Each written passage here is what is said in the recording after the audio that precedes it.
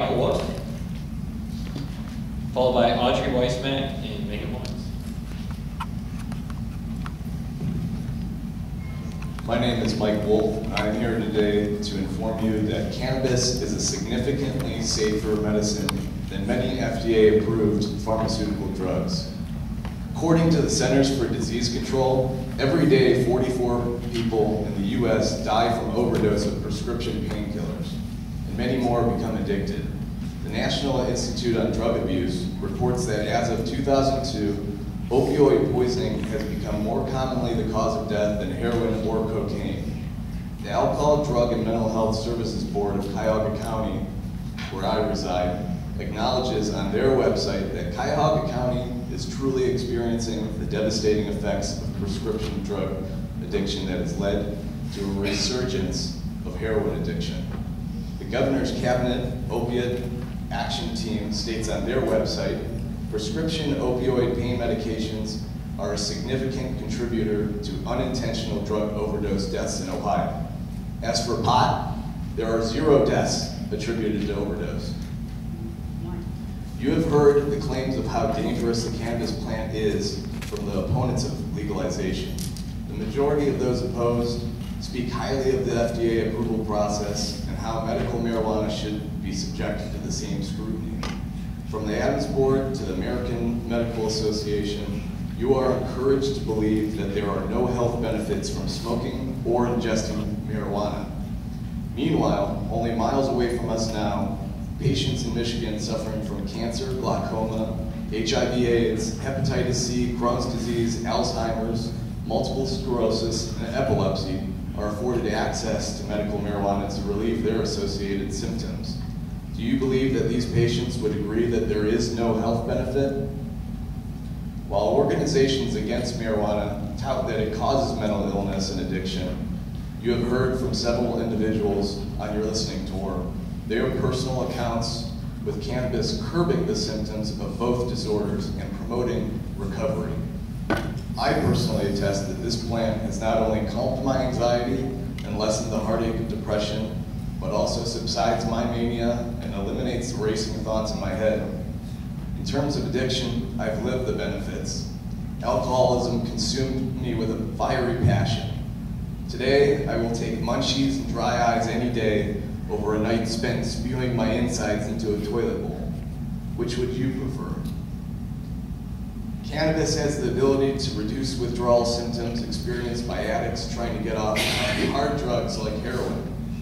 After 25 years of inconsistent abuse of the drug, I witnessed my own brother, who was going through heroin withdrawal several weeks ago, take just a few hits of cannabis and found immediate relief from his stomach cramps, nausea, and drug cravings. He even went so far as to say that if he had known this plant would help so much, maybe he would have been off the heroin 2 decades ago. There are many other addicts that will never get a chance to ask that question because it's too late for them. How many more people have to die because it's against the law to consume a plant that can help them live? Another danger that you have been urged to believe is that marijuana is the gateway drug. The illusion here is that anybody who sticks a needle in their arm must have been doing so because they previously smoked a few joints and that just wasn't good enough. This is depicted as fact, despite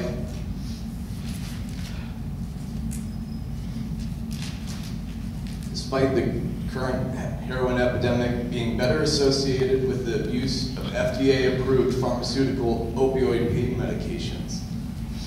Let us also remember that correlation does not mean causation. The Food and Drug Administration details their prestigious process of evaluating drugs via their frequently asked questions section on their own website. This describes that the FDA reviews information submitted by the company seeking approval to market the drug. The priority review then sets a goal of approximately 6 months for completion of their own review of the research provided by that company behind the manufacture of said drug. It wasn't until June of 2012 that the FDA began requiring companies who manufacture long-acting and extended-release opioid formulations to conduct post-marketing research on their safety. Nevertheless, the results of these studies have not yet been reported, while these drugs continue to be considered safe and effective forms of medicine and remain prescribed and distributed to millions of Americans. Common side effects of marijuana are dizziness, shallow breathing, red eyes, dilated pupils, dry mouth, increased appetite, and slowed reaction time. But the most common side effects of Vicodin, which had 131.2 million prescriptions written in 2010, America's #1 prescription drug, include lightheadedness, dizziness, anxiety, nausea, vomiting, upset stomach, drowsiness, constipation, headache, mood changes, blurred vision, ringing in your ears, dry mouth, and difficulty urinating.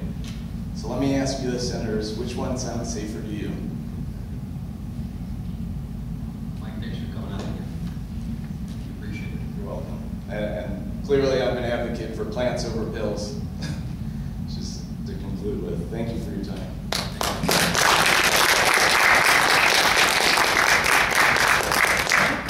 Okay, up next we'll have Audrey Weissmag, followed by Megan Lawrence and Alexander Beck. Good morning, Senator Burke and Senator Yuko. My name is Audrey Weissmag, and I am the past chairperson of the Mental Health and Recovery Services Board of Lucas County, and I continue to serve on the board. On the board's behalf, I thank you for traveling our great state to gather input from Ohioans for the legalization of medical marijuana.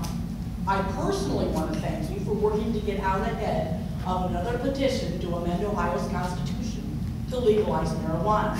Ohio's Constitution should not be a tool for special interest groups writing laws to benefit themselves. Like other speakers before you on this listening tour, I make a distinction between medical marijuana and marijuana for medical purposes.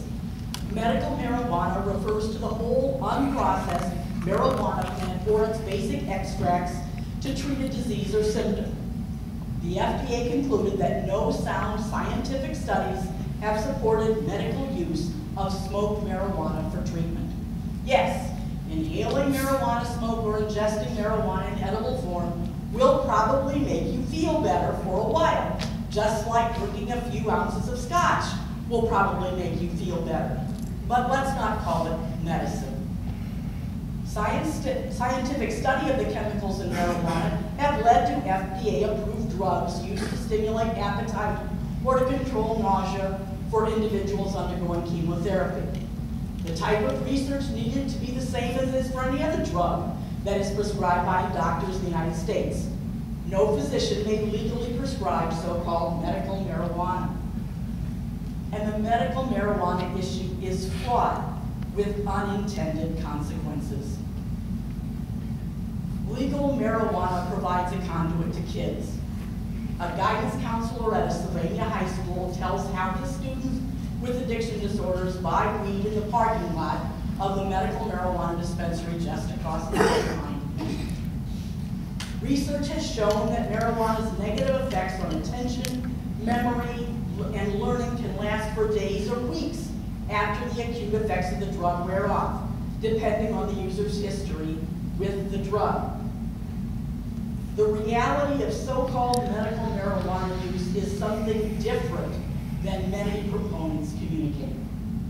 In October 2014, a team of psychiatrists at the University of Michigan interviewed 348 adults at a medical marijuana clinic in Michigan.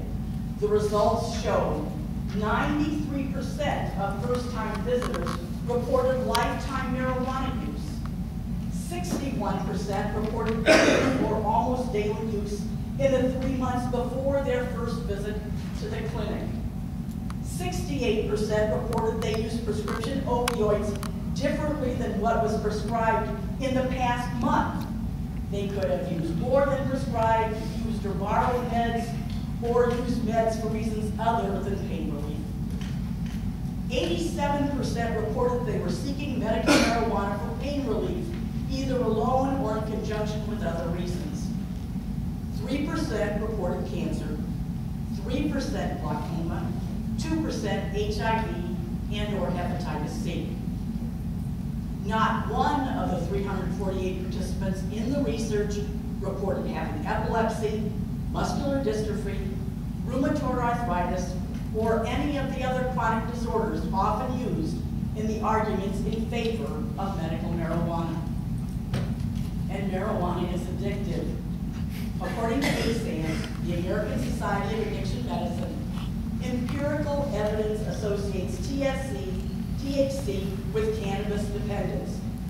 The risk of developing addiction associated with cannabis has been reported to be about 17% among those who start using during adolescence, and up to 25 to 50% among those who smoke marijuana daily.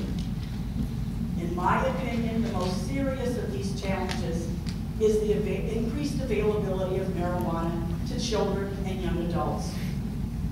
ASAM opposes legalization of marijuana. However, for those states with legal marijuana use in place, ASAM recommends that the sale of legal marijuana products be prohibited to anyone younger than age 25.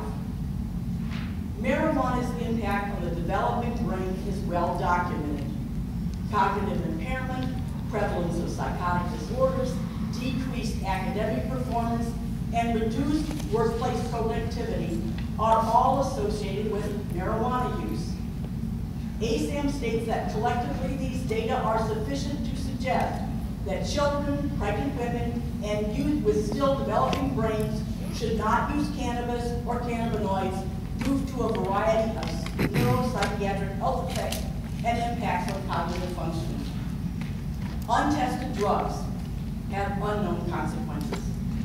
Well-intentioned laws that are meant to help people with chronic conditions are insufficient to prohibit redirection to children and young adults and creates an environment that enables addiction.